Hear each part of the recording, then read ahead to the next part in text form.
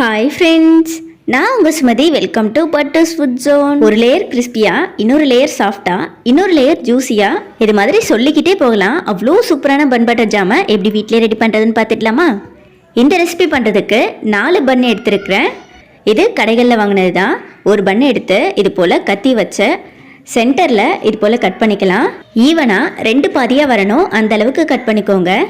இதே போல் மீதி இருக்க எல்லா பன்னையும் நம்ம கட் பண்ணி எடுத்துக்கலாம். பன்னை கட் பண்ணால் இது போல் ஈவனாக 2 பாதியாக வந்திருக்கணும். மீதி இருக்க எல்லா பன்னையும் இதே போல் ஈவனாக கட் பண்ணி எடுத்துக்கலாம். இது மைதா பன், இதுக்கு பதிலாக நீங்கள் வீட் பன் கூட எடுத்துக்கலாம். கடைகளில் வாங்குகிற சேம் டேஸ்ட் வர்றதுக்கு மைதா பன் தான் எடுக்கணும். இப்போ ஒரு பேனில் 1 ஸ்பூன் அளவுக்கு பட்டர் சேர்த்துக்கலாம். வாங்கும்போது சால்டட் பட்டர் வாங்காதீங்க, அன்சால்டட் பட்டராக வாங்கிக்கோங்க. பட்டர் நல்லா மெல்ட் ஆனதும் நம்ம கட் பண்ணி வச்சுருக்க பன்னை டோஸ்ட் பண்ணிக்கலாம். பன் அப்படியே முழுசாக வைக்காமல் இது போல் 2 பாதியாக ஓப்பன் பண்ணிவிட்டு வச்சுக்கோங்க.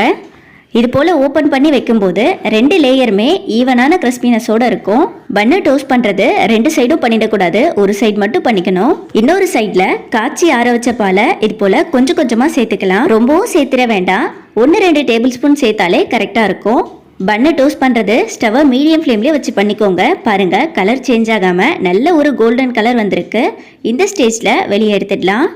இது இருக்கட்டும். இப்போ ஒரு பவுலில் பட்டர் சேர்த்துக்கலாம். இதுவும் அன்சால்டட் பட்டர் தான். நம்ம 4 பன் எடுத்துருக்குறோம், அதுக்கு 4 டேபிள் ஸ்பூன் அளவுக்கு பட்டர் கரெக்டாக இருக்கும். உங்களுக்கு பட்டர் கொஞ்சம் எக்ஸ்ட்ரா பிடிக்குன்னா இன்னும் ஒரு 2 டேபிள் ஸ்பூன் அளவுக்கு கூட சேர்த்துக்கோங்க. இது கூட பவுடர் பண்ண சுகர் 2 டேபிள் ஸ்பூன் அளவுக்கு சேர்த்துக்கலாம். சர்க்கரையை முழுசாக சேர்க்கக்கூடாது, இது போல் பவுடர் பண்ணிட்டு தான் சேர்க்கணும். கூடவே 2 டேபிள் ஸ்பூன் அளவுக்கு பால் சேர்த்துட்டு நல்லா மிக்ஸ் பண்ணி விட்டுடலாம்.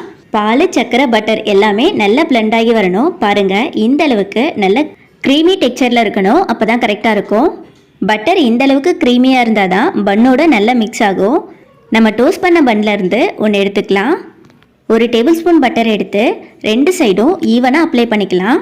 ஃபர்ஸ்ட் லேயர் 2 சைட்லையுமே நம்ம க்ரீம் பண்ணி வச்ச பட்டர் தான் இருக்கணும். 2 சைடும் ஈவனாக இதே போல் அப்ளை பண்ணிக்கோங்க. அடுத்த லேயராக ஒரு சைட் மட்டும் நம்ம ஜாம் அப்ளை பண்ணிடலாம். நீங்கள் இது கூட எந்த ஜாம் வேணாலும் எடுத்துக்கலாம். நான் இன்றைக்கி கிசான் ஜாம் தான் எடுத்துருக்கிறேன். நீங்கள் மிக்சட் ஃப்ரூட் ஜாமாக இருந்தாலும் இல்லை சிங்கிள் ஃப்ரூட் ஜாமாக இருந்தாலும் எது வேணாலும் எடுத்துக்கலாம்.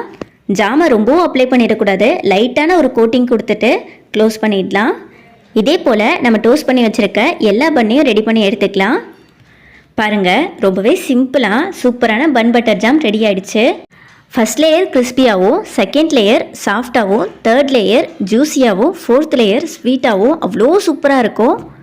ஒரு டைம் செஞ்சு சாப்பிட்டு பாருங்கள், கண்டிப்பாக அடிக்கடி செய்வீங்க. ரொம்பவே டேஸ்டியான ஒரு ரெசிபி, குழந்தைங்கள்லாம் கண்டிப்பாக கேட்டு வாங்கி சாப்பிட்ற அளவுக்கு இருக்கும். மறக்காமல் நீங்களும் ட்ரை பண்ணி பாருங்கள். உங்கள் ஃப்ரெண்ட்ஸ் அண்ட் ஃபேமிலிக்கும் இந்த வீடியோவை ஷேர் பண்ணி ட்ரை பண்ண சொல்லுங்கள். வீடியோ பிடிச்சிருந்தா லைக் பண்ணிவிட்டு நம்ம சேனலை சப்ஸ்கிரைப் பண்ணிக்கோங்க. பாய்.